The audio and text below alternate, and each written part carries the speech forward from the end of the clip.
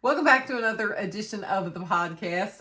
Man, we have some weird stuff to cover today. Not least of which being make sure when you sell your car, you keep your license plate. This is a thing you do, right? I mean, you keep your license plate. The state where I live, it makes sense to because if you keep your license plate, then you don't have to pay for a new license plate. I don't remember. I don't remember the last state where I lived. What the thing was. But sometimes people, when they sell a car, they just leave their license plate on it. No big deal, they think. I'm like all about any identifier of who you were or are. Take it with you. Like, don't leave things on your car that you don't want the next person to have. And if I needed a better case in point, this guy in Flower Mound, Texas, Mahir Chowdhury, he's a 21-year-old college student. All he wants to do is make ends meet. He's just living his life, doing his thing. So back in 2024, he sold his old Honda to a local dealership and he bought a Chevy Bolt in his place. Now, I'm trying to be kind, so I'm just going to ignore the fact that he got rid of a Honda and he picked up a Chevy Bolt instead. I'm sure he had his reasons. Anyway, he left his license plate on his old Honda when he traded it in. And like a month goes by and he gets a bill in the mail from the North Texas Tollway Authority. Now, I've been on some Texas toll roads and they send you a bill when they get around to it. You know, it's like a month and some change later, they get around to sending you a bill. And when they do, it's for using their highway. So it is what it is. So he gets a bill and he's like, hey, I sold this car. Oh, but see, they take a picture of your license plate and then they track you down via your license plate. That's how they send you this bill. He left his license plate on the old car. So he gets a hold of the dealership. He tries to get a hold of North Texas Tollway Authority. And he's, this isn't my car anymore. I shouldn't have to pay for this. What's going on? Dealership says, don't worry about it. It's taken care of. Don't worry about it. It's covered. It's covered. Here we are a little over a year later. At this point, he has a bill for more than $3,200. $3,200. Because he left his license. Now, I'm not here to victim blame. I know there are some people that are going to be like, well, you should have left your license plate on there. Well, no, he shouldn't have. But the system is broken. The system is flawed. He left his license plate on there, but that shouldn't mean that he's got to pay for it forever, ever, ever. Have you noticed that anymore, if we make a mistake in any way, shape, or form, and nobody's perfect. I mean, we're all going to make mistakes. So sometimes we screw up. But it seems like anymore, whether it's even our mistake or somebody else's mistake, it becomes a full-time job trying to fix said mistake. Like, it's gotten kind of ridiculous. I'll be at work trying to make phone calls to fix whatever billing department error there is from the doctor's office, and it just becomes a whole thing. I'm over here like, I already have a job. Like, I'm not looking for another job. I'm certainly not looking to do your job. If we could just fix this, that would be great. That would be really awesome. This is kind of wild. Police near Atlanta kindly asking parents to double check the lunches they pack for their children because a kid came to school with a martini to wash down their lunch. Now, my first thought is, wow, was the whole glass, was there like an olive in it? Was it a dirty martini? Like, what?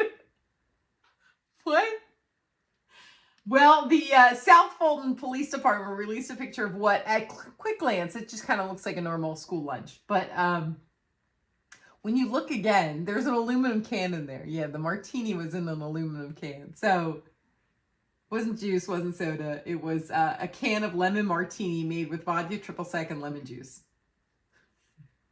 Martini in a can. Why does it seem worse than wine in a box? Like, I enjoy wine in a box. Like, well, not so much anymore. I've had to stop drinking.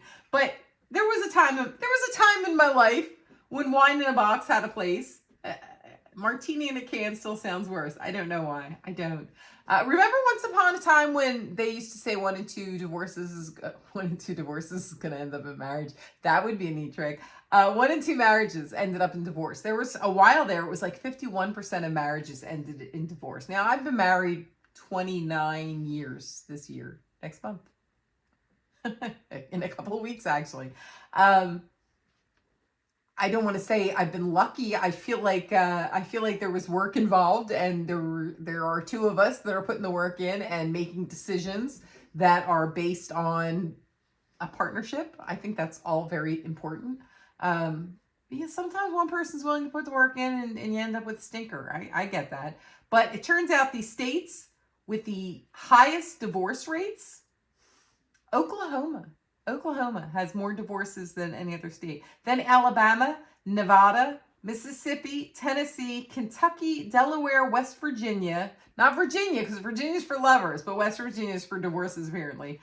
New Hampshire, and then Arkansas rounds out the top 10. So if you're in one of those 10 states, you are more likely to end up divorced than in other states, which is kind of weird. This is hysterical to me. Wow, this is so not the United States. So the Spanish worker, he's an electrical worker, and he was fired for allegedly drinking up to 3 liters of beer during work hours. Now, I say allegedly. Here's what happened. His employer was a little suspicious of his behavior, and they hired a PI. The PI reports the guy is drinking beer at bars and even in parking lots during the day. Like, so he would get a work break and he would go sit in his car and drink some beer, or he would head on over to a bar and drink some beer, like during his workday, which I would say don't do that, but apparently if you're in Spain, oh yeah, there's more to the story. So apparently during one lunch break, he reportedly downed 3 liters of beer. Now, I don't know what the laws are about drinking and driving in Spain. I'm a little curious, not going to lie, because it seems like that would have been grounds to be released. Call me crazy, call me wacky, but and he was driving the company truck too. Okay, so he's driving a company truck. So the company says, well, this is dangerous. We can't have you doing this. And they fire him. He turns around and sues. Wait, are you sure this isn't America? What do you mean he turned around and sued? No, he did. He turned around and sued. And the High Court of Justice ruled that the firing was unfair. They acknowledged misconduct, but they said the punishment didn't fit the crime because lunch breaks aren't working hours. And they couldn't prove that his drinking hurt his performance or put anyone in danger.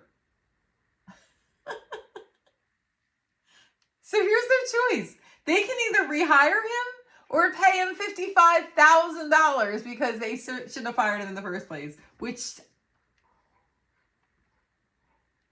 I'm mind blown. Absolutely mind blown by that. My goodness. A man believed to be a helpless, leprosy-stricken beggar on the streets of India turned out not to be. Not a huge shock there. When you see somebody asking for money, I don't think it has to do with compassion or empathy. I think it has to do with not believing people anymore, because there's so many people who are just trying to scam you. And if you're out there and you're asking for a meal, I'm going to get you some food. And I keep water in the back of my car. It's not as much right now when it's cold. I mean, I have water in the back of my car. But if it's a hot day and you're outside, I'm going to give you a bottle of water, especially if you have a dog with you. Oh my gosh, that breaks me when they have a homeless person with the dog. I'll get you water. I'm going to give you a water and I'll get you something to eat. But I have a real hard time just putting money in your hand for a multitude of reasons. And like this right here, this guy was picked up, 50-year-old man. He was sitting silently on a wheeled wooden platform in India. He's missing fingers. He's unable to walk. And people hand him money. People give him money. Well, after they cleaned him up and questioned him, turned out he earns thousands a day. Thousands. And then he lends money to local shopkeepers and collects interest and invests his cash. He owns 3 properties, including a 3-story house. God bless him. I don't own 3 properties. And I have a job. He even admitted, he also owns 2 auto rickshaws and a car with a paid driver. He admitted that begging for money wasn't for survival, it's for startup capital. Officials, bless you. Officials are now checking for undisclosed bank accounts, and turns out some of the family members were involved in begging as well. Now, his thing is he doesn't technically beg because he sits in silence on his wheeled platform. He sits in silence and people just give him money. So legally, he's not actually begging. I mean, I guess that's fair. I hate to give him that, but on a technicality, I guess that's fair. And finally, researchers trained on an AI model on nearly 5,000 forensic blood samples. This is bizarre to me. The AI achieved a mean error of just 1.45 days in estimating how long someone had been dead. We have, as people, our current methods are measuring potassium in the eye. That's a big one, I guess. This is not my wheelhouse, not going to lie. But I found the story fascinating because apparently measuring potassium in the eye becomes unreliable after about 48 hours. And AI can figure out better than people can more closely when someone has died. So when they find a body, AI did a better job of figuring out when the person had passed away. And all I can think of is like, didn't people feed the information into AI? Like, why would AI be better at it than we are? And granted, it seems like AI is better than a lot of things than we are. But I would think like quick calculations. But in terms of the actual information, it had to be available at some point to be fed for AI to learn. So why is AI doing better than we are? I don't know. But I do know the dog needs to go out, so I'm going to wrap things up for today. Thank you so much for hanging out with me. You know what? If the good Lord is willing, the creek don't rise. We'll get together again soon. In the meantime, please be good to each other, my friends, and I'll catch you here.